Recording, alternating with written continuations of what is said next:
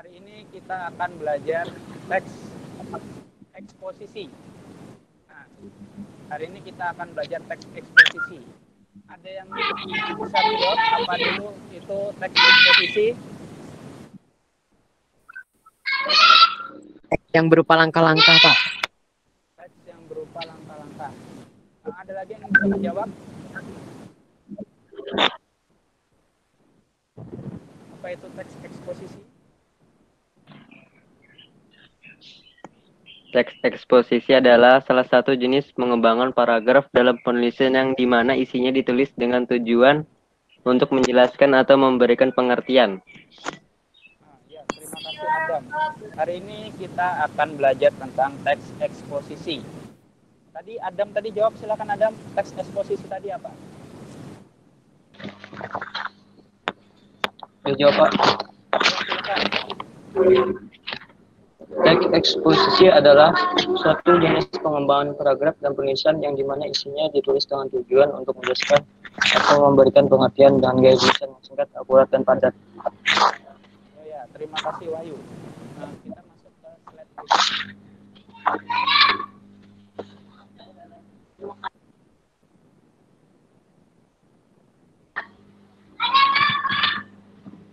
Maaf, Pak, suaranya kecil. Oh, suaranya kecil. Ya, jadi teks eksposisi adalah paragraf atau karangan yang terkandung sejumlah informasi dan pengetahuan yang disajikan secara singkat, padat, dan akurat. Pendapat lain menyatakan bahwa teks eksposisi adalah jenis atau ragam teks yang memiliki fungsi menyampaikan gagasan-gagasan berupa pemikiran tentang suatu topik. Paragraf eksposisi ini bersifat ilmiah atau dapat dikatakan non-fiksi. Nah, jadi teks eksposisi ini berbeda dengan teks laporan hasil observasi yang kita belajar kemarin itu, bahwa di dalam teks eksposisi ini isinya lebih mendetail secara singkat, padat, dan akurat. Jadi di dalamnya itu memuat seperti kita sama kemarin seperti teks laporan hasil observasi, kita melihat objek. Nah, sedangkan di eksposisi ini sama, kita melihat objek namun isinya itu lebih singkat, padat, dan akurat. Sampai di sini ada ingin tanyakan tentang pengertian dari teks eksposisi? Ada yang ingin ditanyakan tentang teks eksposisi? Jadi dia menyampaikan fungsi-fungsi atau gagas-gagasan. Jadi di dalamnya itu dia menurut dari si penulis tersebut. Jadi masukkan dalam segi argumentasi. Nah, seperti itu. Jadi kita bebas untuk mengekspresikan gagasan yang kita pikirkan. Misalkan contohnya tentang suatu hal politik atau tentang hukum-hukum yang ada di Indonesia ataupun tentang suatu karya sastra. Kalian bebas mengungkapkannya melalui teks eksposisi ini. Ada yang ingin tanyakan tentang teks eksposisi? Silakan. Jika ingin ada yang bertanya.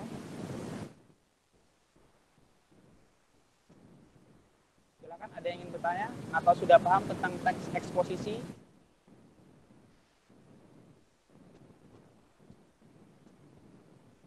Ada yang ingin bertanya? Adam, ada yang ingin ditanyakan, Dam? Tentang teks eksposisi? Tidak, Pak. Atau Wahyu? Ada yang ingin tanyakan, yuk? Tidak ada ya? Kalau tidak ada, kita lanjut ke slide berikutnya.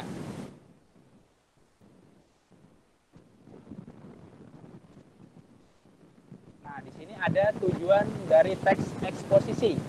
Tujuan dari teks eksposisi adalah menjelaskan informasi tertentu supaya dapat menambah ilmu pengetahuan pembaca. Sehingga dengan membaca teks eksposisi, maka pembaca akan mendapatkan pengetahuan secara rinci dari suatu hal atau kejadian. Nah, jadi teks eksposisi ini dia seperti ilmu pengetahuan yang di dalamnya itu terdapat seperti sains atau sosial kemasyarakatan. Jadi teks eksposisi ini, Pak, maaf Pak, suaranya kecil banget. suaranya kecil ya. Jadi teks eksposisi ini dia menjelaskan tentang informasi tertentu, memberikan informasi kepada pembaca melalui cara dibuatkan teks yang singkat, padat, dan jelas. Jadi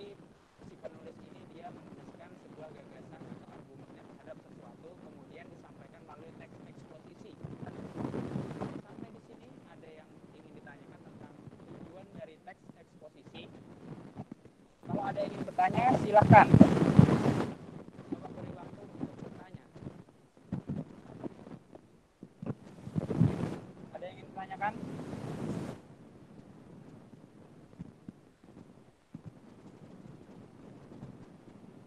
Suaranya masih tidak kedengaran ya? Iya Pak, kecil banget suaranya. Iya, Pak. Jadi Bapak ulang lagi ya. Jadi tujuan teks eksposisi ini adalah menjelaskan tentang informasi tertentu supaya dapat menambah ilmu pengetahuan pembaca. Sehingga dengan membaca teks eksposisi, maka pembaca akan mendapatkan pengetahuan secara rinci dari suatu hal atau suatu kejadian. Kedengaran suaranya? Nah, di sini ada Aulia Febrianti yang bertanya, Pak, berarti informasi yang dimuat harus lengkap dan rinci ya, Pak? Ya, karena sesuai dengan tujuannya memberikan informasi. Jadi kalau dalam kegiatan informasi ini, kalian harus memberikan sesuatu yang rinci. Jangan setengah-setengah, karena akan menimbulkan informasi itu tidak jelas. Nah, jadi seperti itu. Makasih Aulia Febrianti telah bertanya. Ada lagi yang ingin ditanyakan tentang tujuan teks eksposisi?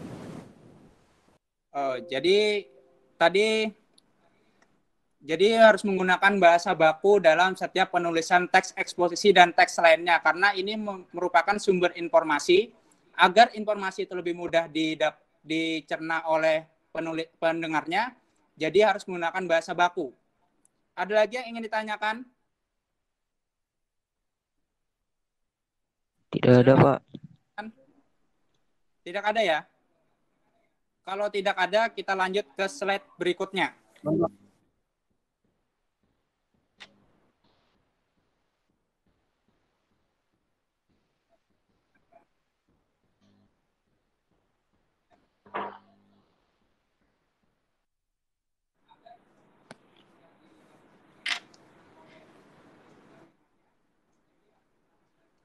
Nah, jadi kita masuk ke dalam ciri-ciri teks eksposisi. Yang pertama itu singkat dan padat. Di sini artinya singkat dan padat itu tidak terlalu berbelit-belit, langsung kepada intinya. Yang kedua adalah gaya informasi yang mengajak. Jadi kalau teks eksposisi ini dia mengajak para pembaca untuk sekedar setuju dengan apa yang disampaikannya atau argumentasi yang disampaikannya. Kemudian yang ketiga ada penyampaian teksnya secara lugas dan menggunakan bahasa yang baku. Nah, tadi jadi menggunakan bahasa yang baku ya. Kemudian yang keempat, menjelaskan informasi-informasi pengetahuan. Yang kelima, tidak memihak, berarti tidak memaksakan kemauan dari penulis terhadap pembacanya. Jadi, kalau dalam teks eksposisi ini, dia mengajak, tapi tidak 100% untuk memaksakan para pendengarnya untuk percaya dengan argumentasinya atau setuju dengan argumentasinya. Terus kita lanjut lagi ke slide selanjutnya, masih dengan ciri-ciri teks eksposisi. Nah, kemudian ada yang keenamnya, ada teks eksposisi bersifat objektif dan netral. Jadi sifatnya ini objektif, berarti melihat objek itu dan kita tuh harus berprinsip bahwa objek tersebut netral, tidak lebih-lebihkan atau dikurangi. Kemudian yang ketujuh ada penjelasannya disertai dengan data-data yang akurat. Berarti data yang kalian tulis itu atau kalian sampaikan itu harus akurat. Jangan sampai data itu tidak akurat. Kemudian yang ke-8 adalah fakta digunakan sebagai alat konkretasi dan kontribusi. Jadi konkret itu artinya adalah secara fakta atau faktual. Dan kontribusi itu artinya adalah dia menyampaikannya itu secara fakta. Kemudian yang ke-9 adalah umumnya menjawab pertanyaan apa, siapa, kapan, di mana, mengapa, dan bagaimana. 5W plus 1H. Jadi dalam isinya itu dia menjawab semua pertanyaan tersebut. Sampai di sini ada yang ingin ditanyakan? Pak, Pak. Ya? Misalnya dalam menguatkan fakta ada kalimat langsung seperti ujarnya tuh Pak. Gimana Pak? Oh, dalam kalimat langsung tuh ada yang seperti mengutip ya. Mengutip dari suatu perkataan orang lain. Itu ada dalam kalimat eksposisi. Nanti kita jelaskan di slide selanjutnya. Karena ini masih dalam ciri-cirinya. Nanti ada pembahasannya atau pengertiannya di slide selanjutnya. Terima kasih Wahyu sudah bertanya. Ada lagi yang ingin bertanya?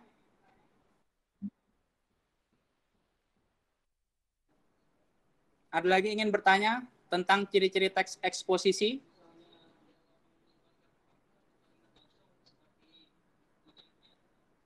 Penyampaian secara lugas itu apa, Pak?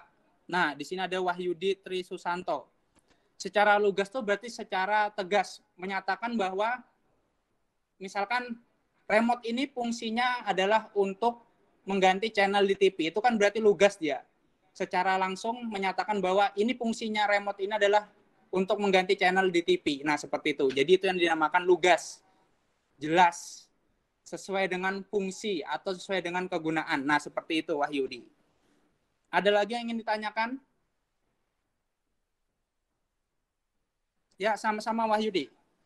Ada lagi yang ingin ditanyakan tentang ciri-ciri teks eksposisi?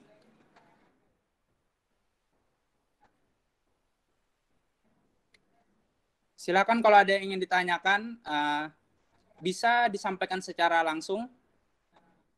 Bersifatnya mana Pak? Zipora bertanya.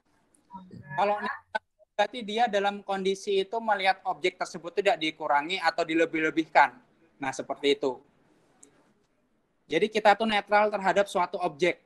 Misalkan kekurangannya seperti ini, ya kita tulis kekurangannya seperti ini. Atau kelebihannya seperti ini, kita tulis sesuai dengan kenyataan, tidak dikurangi atau dilebih-lebihkan. Nah, seperti itu. Terima kasih Jipora. Ya, jadi seperti ini. Ini ada Asid Supi Prananda bertanya, netral berarti tidak memihak pada apapun, Kak Pak? Iya, jadi tidak memihak. Kita tuh secara objektif saja, secara penglihatan kita itu bagaimana itu suatu objeknya itu. Misalkan kelebihannya seperti ini, ya kita tulis seperti ini. Misalkan kekurangannya kita tulis seperti ini. Nah, seperti itu. Kemudian ada lagi Muhammad Rafli. Alat konkretasi dan kontribusi maksudnya apa, Pak? Jadi kalau alat konkret itu dia berdasarkan secara kenyataan. Secara fakta itu fakta yang konkret, berarti fakta yang nyata. Jadi dalam teks eksposisi ini dia faktanya itu secara nyata. Kemudian kontribusi itu apa? Kontribusi itu penyaluran. Istilah katanya itu artinya penyaluran. Berarti kita menyampaikan data dan faktanya itu sesuai dengan apa yang kita lihat atau yang kita lihat tersebut, objeknya itu kita lihat bagaimana keadaannya, nah seperti itu. Jadi tidak dilebihkan, tidak dikurangkan, seperti itu.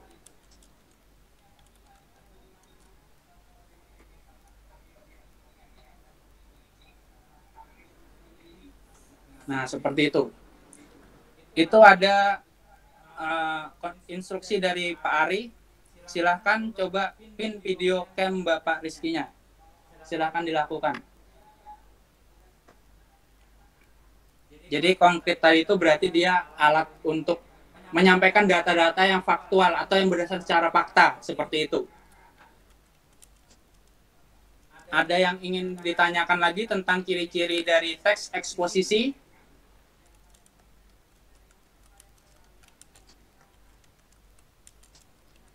Ada yang ingin ditanyakan?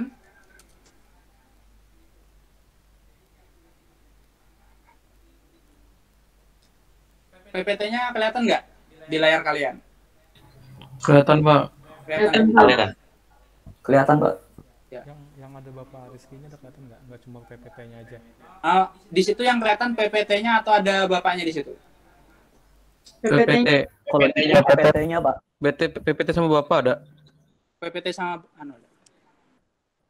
Kalau di presentasi cuma PPT-nya aja, Pak. Kalau di camp Bapak keduanya. Oh iya.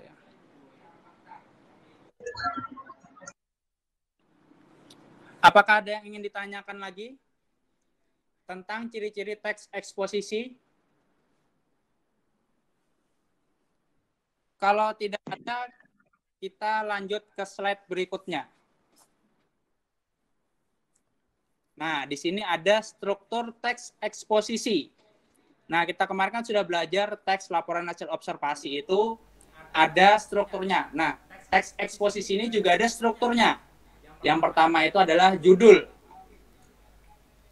Judul hendaknya menggambarkan sesuatu yang dibahas dalam teks eksposisi. Judul hendaknya ditulis dengan kata-kata yang singkat, menarik, dan syarat akan makna. Jadi penulisan judul ini sangat penting di dalam teks eksposisi. Karena dari judulnya kita bisa membuat pembaca itu penasaran dengan teks eksposisi yang kita buat. Misal Bapak beri contoh. Kemendikbud menghapus ujian nasional karena tidak sesuai dengan keadaan iklim di Indonesia. Nah, itu kan kita bisa lihat iklimnya ini bagaimana. Dari kata iklim. Nah, dari kata iklim itu bisa kita lihat. Iklimnya maksudnya di sini. Di kota besar iklimnya itu dia secara teoritis sangat mendukung untuk diadakannya ujian nasional. Karena di sana sudah kemajuan teknologinya sudah sangat baik. Berbeda dengan daerah seperti yang di ujung, seperti Papua, itu daerah iklimnya itu susah untuk kita membuat ujian nasional itu sama dengan pusat. Nah, makanya Kemendikbud itu menghapus ujian nasional itu untuk membuat penyetaraan sesuai dengan daerahnya masing-masing. Nah, seperti jadi judulnya itu penting karena dalam judul itu yang membuat para pembaca itu menjadi penasaran dengan teks eksposisi. Sampai judul ada yang ingin tanyakan? Ada yang ingin tanyakan tentang judul?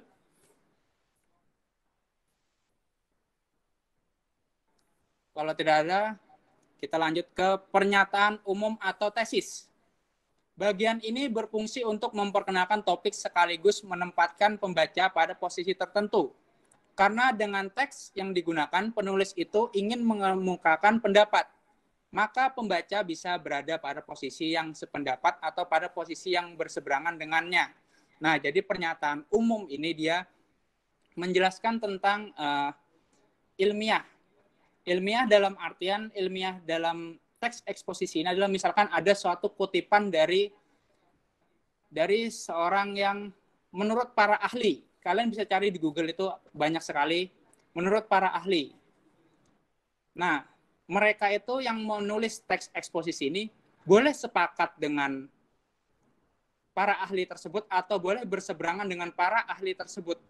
Itu tergantung dari penulis tersebut. Misalkan dia setuju, ya setuju dengan apa yang disampaikan oleh para ahli. Jika tidak, dia maka tidak akan setuju dan mencari pernyataan umum lainnya.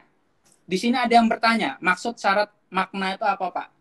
Syarat makna itu berarti di dalam maknanya itu, dari makna judul itu, ada makna yang tersirat. Tersirat itu artinya tidak dapat dituliskan. Atau hanya pendengar yang bisa memaknai kata tersebut. Nah, seperti itu. Alvin. Ada lagi yang ditanyakan tentang pernyataan umum atau tesis. Nah, tadi makanya kan kita tuh ada yang memihak dan tidak memihak, ada yang netral. Nah, itu makanya tadi. Dari pernyataan umum atau tesis ini jadi masuknya ke dalam ilmiah. Ilmiah. Jadi ada suatu pernyataan dari para ahli itu kita boleh setuju dan boleh tidak. Nah, seperti itu. Ada lagi yang ditanyakan?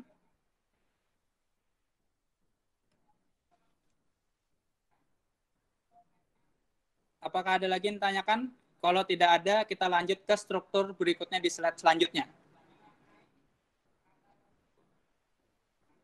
Nah, kemudian lagi ada bagian argumentasi atau alasan. Nah, di bagian argumentasi atau alasan ini, argumen atau alasan, panjang dan pendeknya bagian ini tergantung pada jumlah argumen yang telah kalian kenalkan secara garis besar di dalam pernyataan umum. Kemudian kalian menyebutkan ulang dan menjabarkan argumen tersebut dalam paragraf-paragraf. Pengembangan argumen menjadi paragraf ini dilakukan melalui penyajian contoh dan alasan. Nah, jadi argumentasi ini sesuai dengan pemikiran penulis. misalkan kalian memiliki argumen yang sama dengan menurut para ahli yang ada di bagian pertama tadi yang di pernyataan umum tuh, kalian utarakan argumen kalian mengapa kalian setuju dengan kutipan yang disampaikan oleh para ahli tersebut. Jika tidak, kalian boleh bertentangan argumennya, berarti tidak setuju dengan argumentasi dari para ahli yang disampaikan. Nah, bagaimana membuat argumen kalian itu menjadi faktual dan mantap? Caranya adalah penyajiannya itu berupa contoh dan alasan. Jadi kalian harus memiliki alasan atau contoh konkret tentang argumen yang kalian berikan tersebut. Kemudian lanjut lagi ke penegasan ulang pendapat atau simpulan. Jadi di setiap kalian membuat teks maupun bahan bacaan itu pasti ada yang namanya kesimpulan atau simpulan. Nah, simpulannya itu berisi pengulangan yang dilakukan berdasarkan pada argumen yang telah disajikan di dalam bagian sebelumnya. Pengulangan opini bersifat pilihan, sehingga tidak semua teks eksposisi mempunyainya. Jadi, penegasan ulangnya atau simpulan ini kalian utarakan kesimpulan dari seluruh argumen yang kalian sampaikan tersebut. Misalkan kalian setuju dengan kutipan para ahli, silakan kalian membuat simpulannya itu setuju seperti itu karena ini. Nah, seperti itu. Sampai di sini ada yang ingin ditanyakan tentang struktur dalam teks eksposisi. Ada yang ingin tanyakan? Kalau ada yang ingin tanyakan, silahkan utarakan langsung atau melalui chat. Nah, ini ada Hilyatil Askia. Cara membuat kesimpulan itu bagaimana, Pak? Nah, kalian lihat dari pernyataan umum dengan argumentasi kalian. Kalian lihat, kalian baca, kalian cermati, kira-kira kesimpulan apa yang cocok untuk isi dari teks eksposisi kalian. Nah, seperti itu. Jadi kalian harus membaca benar-benar. Jangan sampai kalian itu membaca singkat saja. Misalkan dalamnya itu tadi kita kan setuju dengan penghapusan UN. Nah, berarti kesimpulannya penghapusan UN itu sangat penting karena UN tidak lagi menjadi tolak ukur dalam kelulusan siswa karena terjadi ketimpangan yang tidak sesuai dengan iklim dan teoritis dari setiap daerah di Indonesia. Jadi, perlu solusi lain untuk membuat kelulusan siswa itu menjadi lebih baik lagi dan sesuai dengan kriteria setiap daerah. Nah, seperti itu. Hilyatil Askia, paham tidak? Oh ya, paham. Alhamdulillah. Masih tidak mengerti di argumentasi, Pak. Nah, jadi argumentasi itu intinya itu adalah pendapat kita. Jadi pendapat kita tuh misalkan gini. Kita beri contoh. Contoh nyatanya misalkan tadi misal contoh baru ya ini ya. Misalkan contohnya itu banjir itu terjadi karena penggundulan hutan. Nah, itu kita baca dari judulnya. Banjir itu terjadi karena penggundulan hutan. Nah, misalkan argumentasimu atau pendapatmu itu setuju, maka kamu setuju dengan apa yang disampaikan pada judul tersebut. Iya, setuju karena ketika kita menggunduli hutan, maka air itu tidak dapat meresap ke tanah sehingga mengakibatkan longsor dan air tersebut akan jatuh ke dataran yang lebih rendah. Maka akan terjadi bencana banjir. Nah, seperti itu.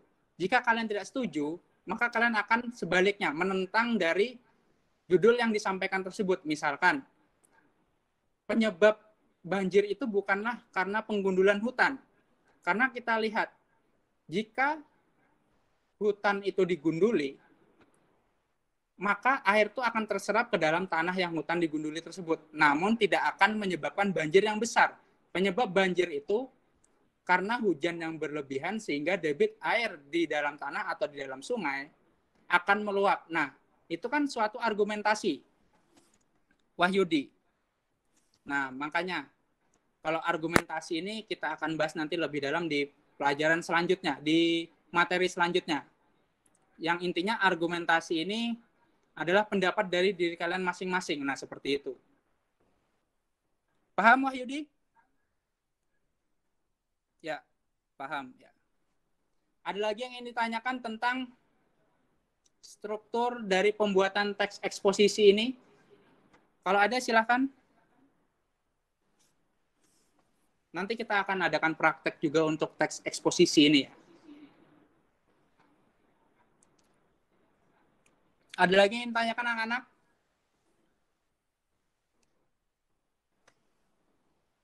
Pak, kalau nggak ada simpulan itu bisa nggak, Pak? Nah, kayak gini ya.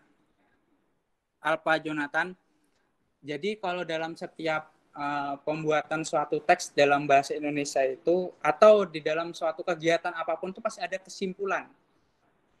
Jadi kesimpulan itu penting untuk menyimpulkan agar kita mendapatkan suatu hasil akhir yang sesuai dengan apa yang kita inginkan. Realita yang kita inginkan. Misalkan kita membuat teks eksposisi itu kan pasti kan harus ada simpulannya agar memudahkan para pembaca itu untuk paham intisari dari apa yang kita sampaikan.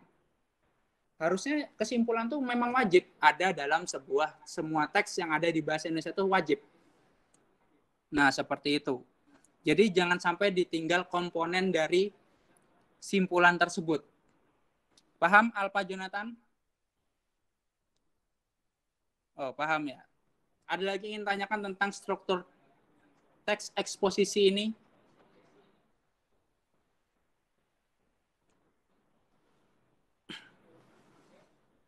Atau ada yang ingin ditanyakan lagi? Apa semua paham?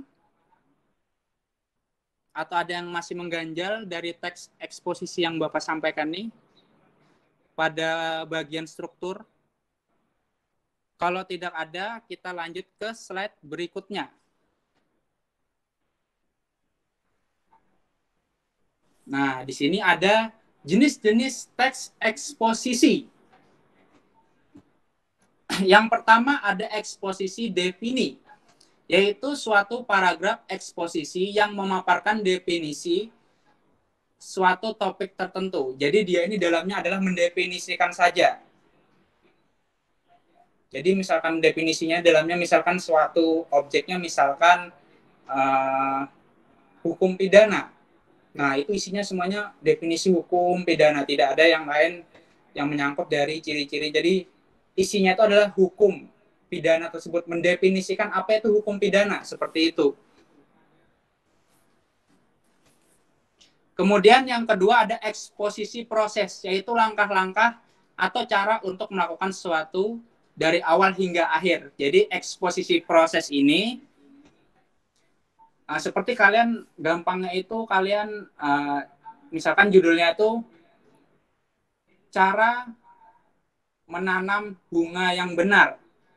Nah, jadi teks eksposisinya ini pertama tuh menjelaskan apa itu ilmu pengetahuan tentang bunga. Kemudian dimasuk ke dalam pernyataan umumnya itu argumennya misalkan pertama itu menanam bunga yang baik itu adalah gunakan pupuk yang baik. Nah, seperti itu. Jadi dia dari awal hingga akhir itu menjelaskan tentang suatu proses.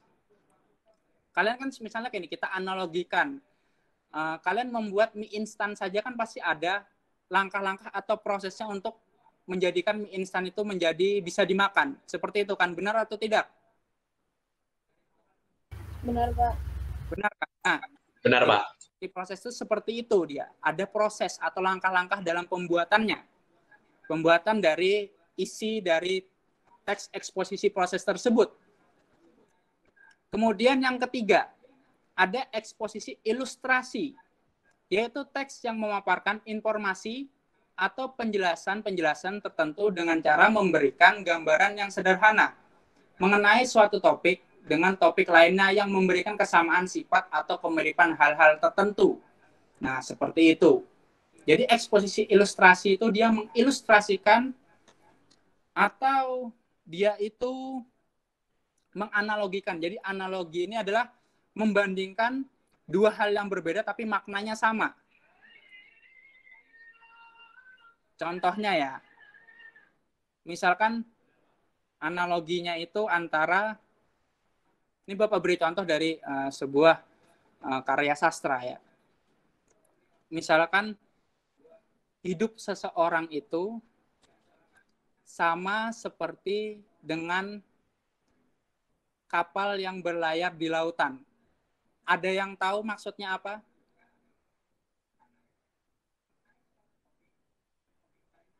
Ada yang tahu maksud dari hidup seseorang itu sama seperti kapal yang sedang berlayar di lautan? Ada yang bisa menjawab?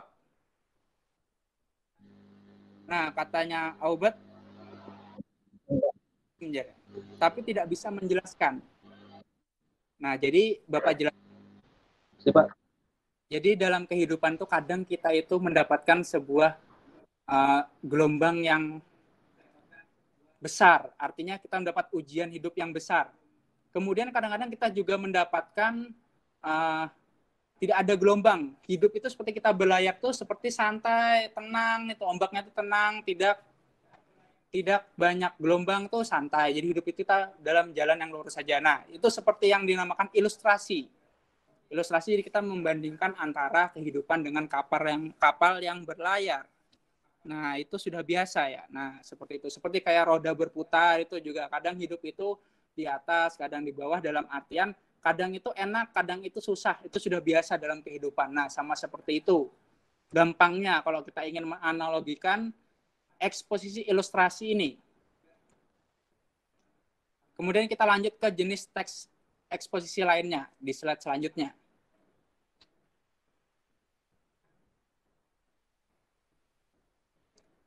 Di teks eksposisi selanjutnya, di slide selanjutnya.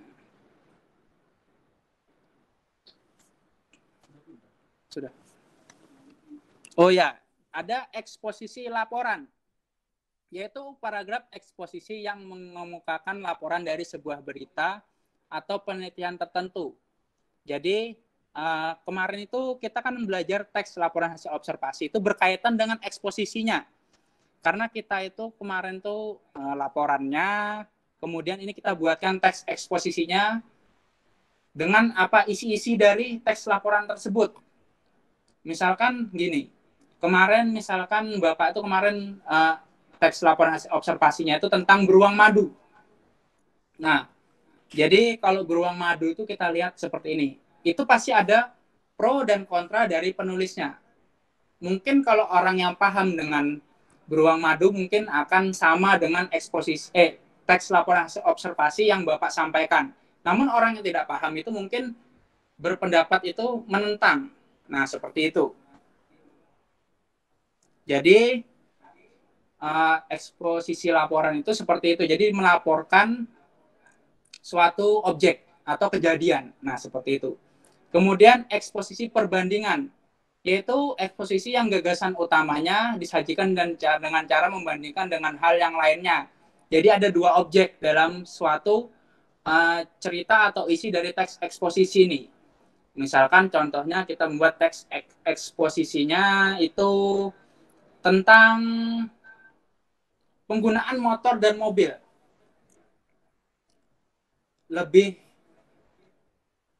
Lebih banyak polusi motor atau polusi mobil. Nah, seperti itu kita buat eksposisinya.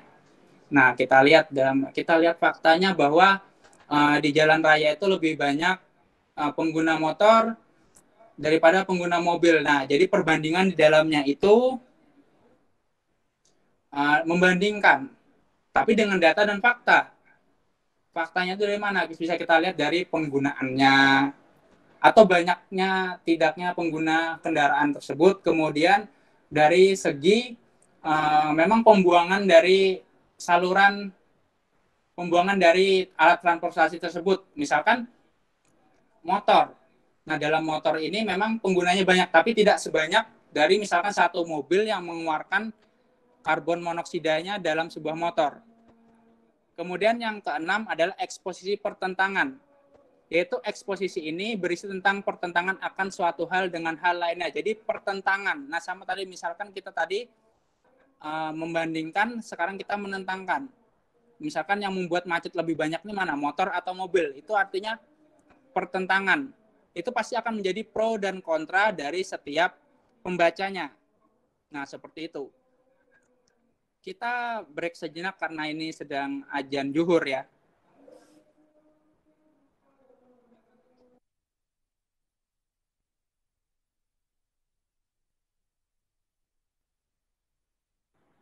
Ya, kita lanjut lagi nih, sudah selesai azan. Ini ada pertanyaan dari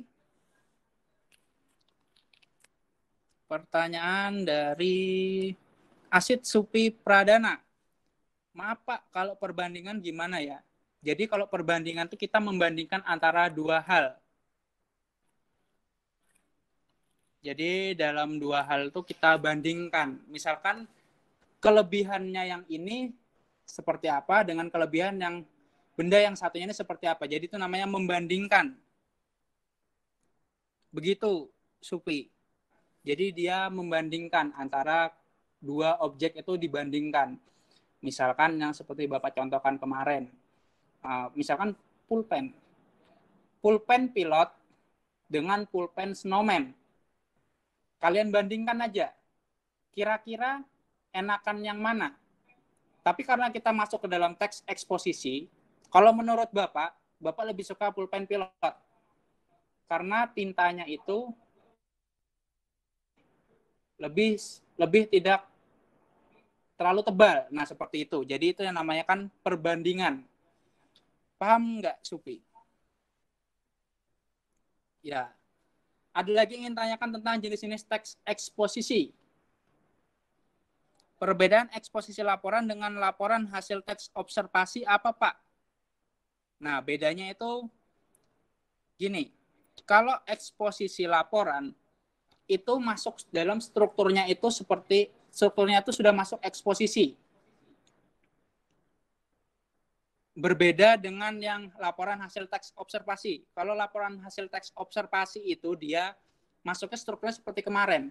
Memang secara sekilas itu sama, tapi isinya itu beda.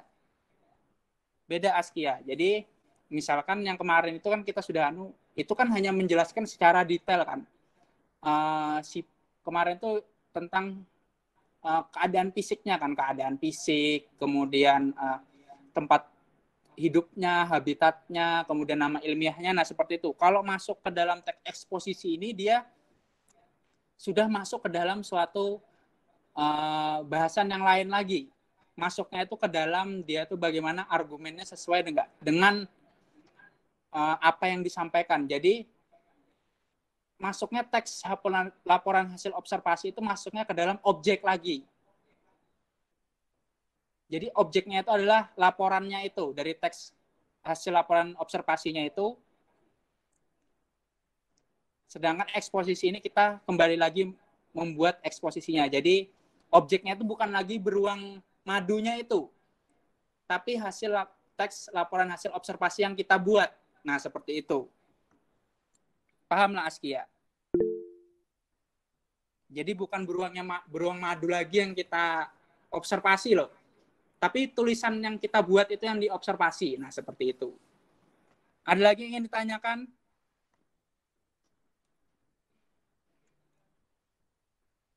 Ada lagi yang ingin ditanyakan? Kalau tidak ada yang ingin ditanyakan, kita lanjut ke slide berikutnya.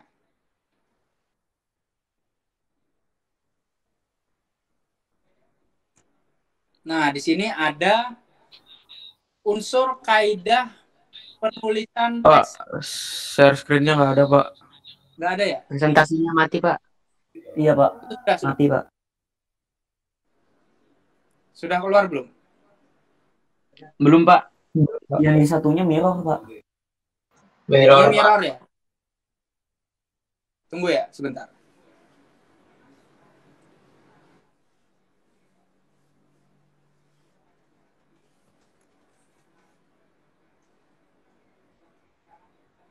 Sudah tidak mirror lagi kan? Sudah, Pak. Udah, Pak. Sudah, Pak. Jadi masuk ke unsur kaidah penulisan teks eksposisi. Bicara kaidah ini kita berbicara sebuah aturan. Yang pertama menentukan topik yang akan disajikan. Nah, jadi topiknya itu sesuai dengan isinya ya. Topik itu artinya, topik itu masuknya bukan ke dalam tema ya. Topik itu sebuah bahasan. Kalau tema itu berbeda dengan topik. Kalau tema itu lebih singkat, sedangkan topik ini lebih luas. Jadi misalkan kita topiknya berbicara tentang sastra, misalkan puisi, ya isinya tentang puisi. Nah, kemudian ada lagi menentukan tujuan eksposisi. Jadi kita harus menentukan tujuannya juga. Kira-kira tujuannya ini untuk apa? Untuk memberikan informasi yang seperti apa. Nah, seperti itu. Kemudian memilih data yang sesuai dengan tema. Nah, misalkan temanya tadi puisi. Datanya sesuaikan dengan tema tersebut. Jangan sampai datanya itu kepantun. Nah, itu tidak bisa. Itu sudah menyalahi aturan. Misalkan puisi baru, masuknya ke puisi lama. Itu berbeda. Dari segi konsep aja sudah berbeda. Nah, seperti itu. Jadi harus sesuai. Kemudian membuat kerangka karangan. Nah, sebelum kalian menulis teks eksposisi ini, kalian harus membuat sebuah karangan. Karangannya itu berarti kalian, ya gampangnya kita bilang coret-coret. Kita buat dulu coret-coret di kertas lain, kita rangkai, kemudian baru setelah selesai kita masuk ke pembahasan dengan mengembangkan rangka karangan. Nah, jadi setelah kita membuat karangan di kertas lain, baru kita susun, kemudian kita tulis ke dalam sebuah karangan yang kita buat tersebut. Yang terakhir adalah membuat sebuah kesimpulan. Nah, seperti itu. Jadi, kita tuh harus mempunyai struktur dalam pembuatan teks eksposisi tersebut. Nah, seperti itu. Sampai di kaidahnya ini, ada yang ditanyakan? Ada yang ditanyakan tentang unsur kaidah penulisan teks eksposisi.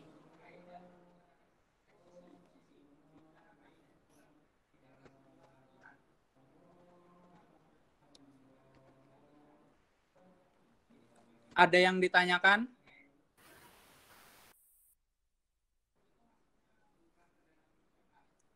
Ada yang ingin ditanyakan tentang unsur kaidah penulisan teks eksposisi? Kalau ada yang ingin tanyakan, silakan utarakan pertanyaan kalian, bisa melalui chat atau bertanya secara langsung.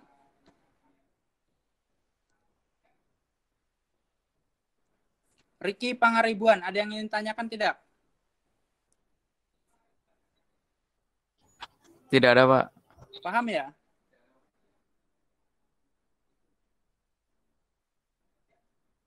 Jopian, Dwi Arya Wibowo, ada yang ingin ditanyakan?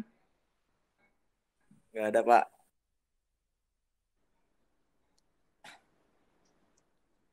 Aula Febrianti, ada yang ingin tanyakan? Tidak ada, Pak. Paham ya? Kalau untuk unsur kaidah, tadi benar Bapak jelaskan di slide yang tadi itu, yang sebelumnya itu, bahwa penulisannya akan seperti ini. Nah, seperti itu. Kalau begitu kita lanjut ke yang terakhir, slide terakhir.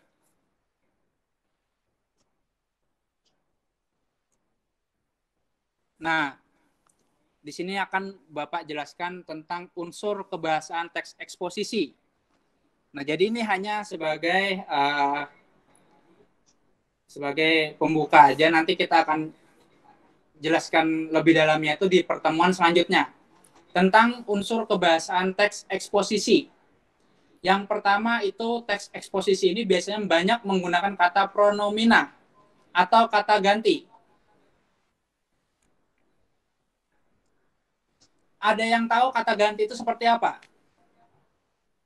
Ada yang bisa menjawab kata ganti itu seperti apa?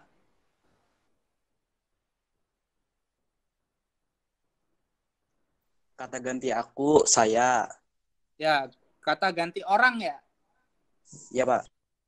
Kata ganti orang itu ada aku, saudara, mereka, kami, kemudian Kamu. Kata prominent ada 3, Pak. Iya.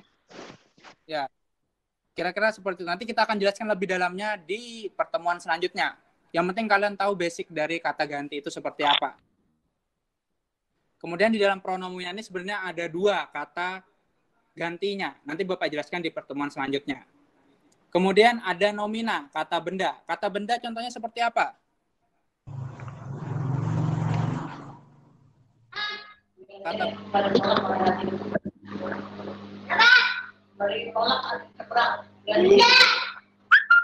Kata benda seperti apa kata benda?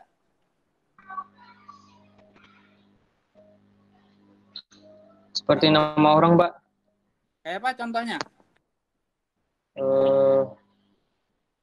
Mengulang nama orang itu, misalnya. Contohnya meja, Pak. Ya, contohnya meja, Kursi. itu. Benda-benda lainnya, remote, nah seperti itu kata benda. Kemudian kata kerja. Makan. Kemudian minum, kemudian lagi mencuci, tidur, nah seperti itu. Bermain.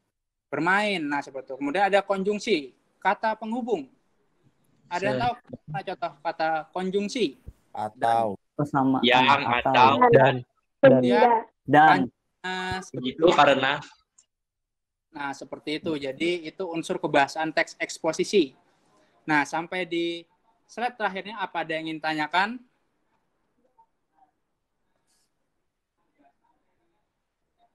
Ya, ini banyak nih paham sudah nih. Ada yang nah ya. Ada yang ditanyakan dari materi yang Bapak sampaikan hari ini. Apakah ada yang ditanyakan?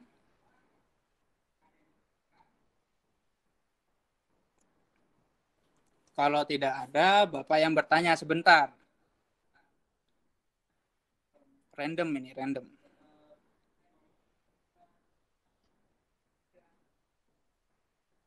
Kalda. Kalda.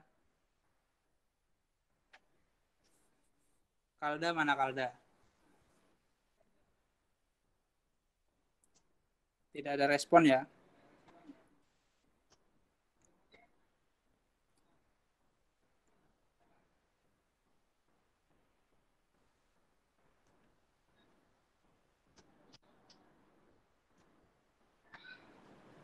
Adam. Adam, apa itu Dam? Anu Dam? Teks eksposisi Dam.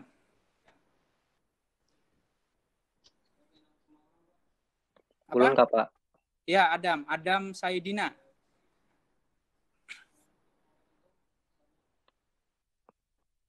Teks eksposisi tadi. Ya, Pak. Ya, teks eksposisi tadi apa, Adam? Teks eksposisi adalah paragraf atau karangan yang terkandung sejumlah informasi dan pengetahuan yang disajikan secara singkat, padat, akurat. Ya, benar, Adam. Bagus. Telah menjawab dengan baik. Jadi, untuk pertemuan hari ini, Bapak ingin menyampaikan kesimpulannya ya, bahwa teks eksposisi itu berupa sebuah karangan yang di dalamnya itu memuat suatu informasi yang singkat, padat, dan jelas. Nah, isinya ini berupa argumentasi pribadi seorang penulis. Dia ingin menyampaikan argumentasinya seperti apa terhadap suatu topik. Nah, objeknya ini bisa berupa benda, kegiatan, dan berbagai macamnya. Jadi untuk strukturnya dalam teks eksposisi ini hampir sama dengan teks laporan hasil observasi. Namun ada hal-hal yang berbeda di dalamnya. Jadi misalkan teks laporan hasil observasi itu mengobservasi objek, sedangkan kalau teks eksposisi ini dia objeknya itu adalah hasil tulisan orang yang menulis laporan teks hasil observasi. Ada yang ditanyakan sampai sini? Tidak ada, Pak. Tidak ada ya. Bapak ingin mengingatkan juga, untuk tugas yang laporan teks hasil observasi yang minggu lalu Bapak berikan itu, terakhir tuh hari ini, sampai jam 23.59, bagi yang belum mengerjakan silahkan dikumpul. Ada yang belum mengumpulkan kan? Bagi yang sudah mengumpulkan, terima kasih banyak karena sudah tepat waktu sebelum masa akhir pengumpulannya.